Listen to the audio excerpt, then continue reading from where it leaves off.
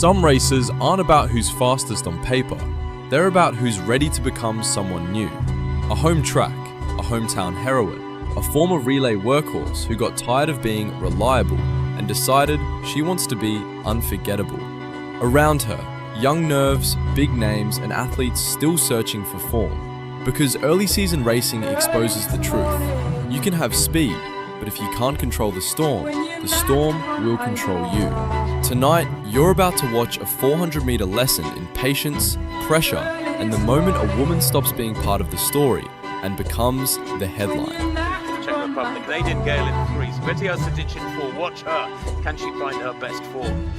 Natalia Bukowiecka goes in lane 5 for Poland, favourite I guess, Aguilar, Colombia 6, Puerto Rican Scott in 7, Rowe of Australia 8, the Pole Gachka in lane 9 on the outside. Set.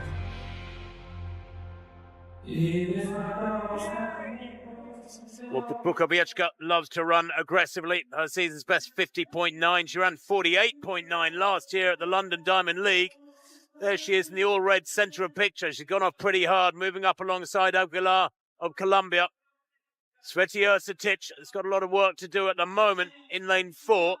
Going well, Scott of Puerto Rico out in lane 7. She eases past Gachka, the youngster, out in lane 9 in the yellow.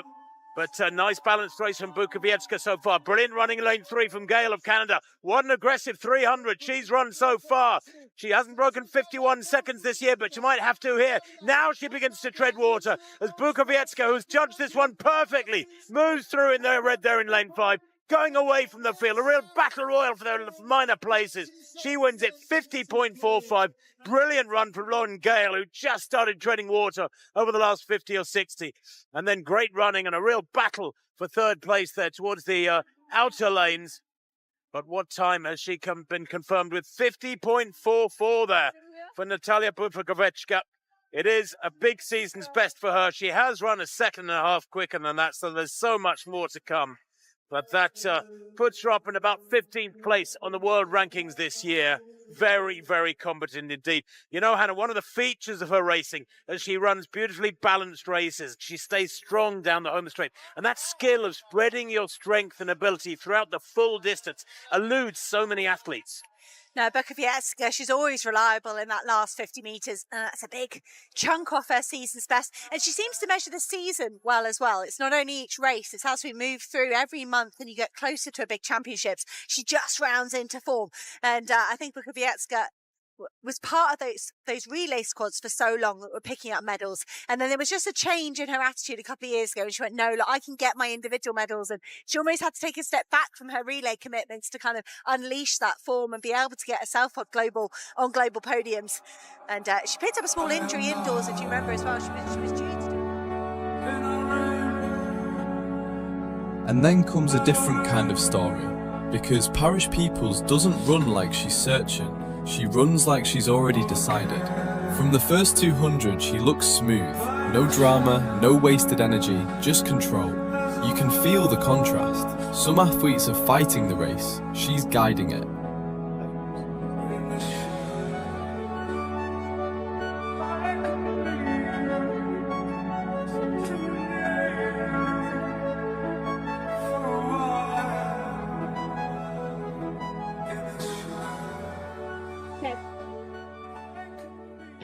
So the women's 400-meter final is off and away. Look out for Coetzee, as I mentioned. She goes in 4. Starting fast. Parish Peoples in 5. Already up on Alicia Smith on the outside. You'd expect that. She's a second or so better than her just this year. So Smith struggling to hold pace with Parish Peoples, who is looking very, very smooth through this opening 200. And this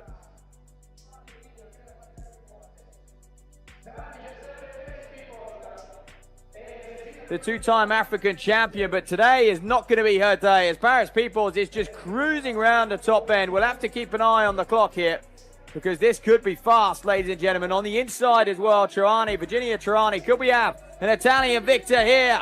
Meeting Linano Sabiodorio. Or is the American going to cause an upset? She's going to hang on, it looks like. The two Italians will come through. Trani gets second, 51-56. For Peoples, just a 0.2 of a second of her season's best. Well, she had that race won for me in the first 200, didn't she, really? I mean,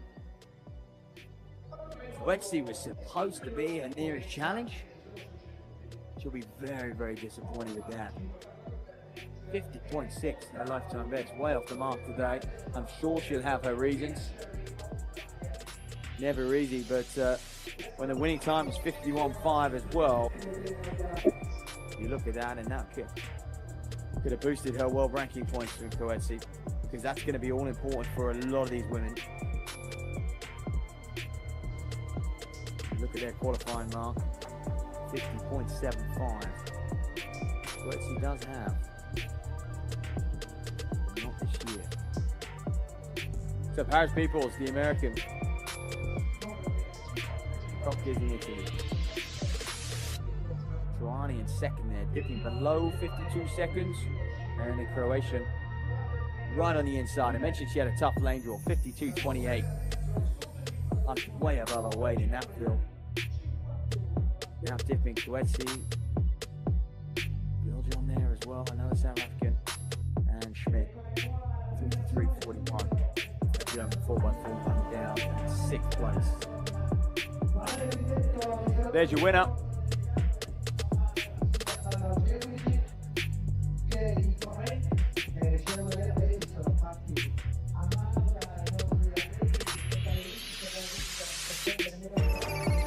There'll be two men's 400 meter races up next. And that's what made these races beautiful. One was about maturity, a home heroine proving she can control a field, not just survive it. The other was about direction, an athlete moving like she knows exactly what she wants the season to become. Because the 400 is unforgiving, it punishes ego, it exposes impatience, and it rewards the rare skill of balance, knowing when to hold and when to take. Tonight, Bukowiecka didn't just win, she looked like a woman stepping out of the relay shadow and walking toward her own podium. So here's the question, who's peaking too early, and who's building towards something scary? If you felt that tension, subscribe, because we don't just cover races here, we tell the story you can feel.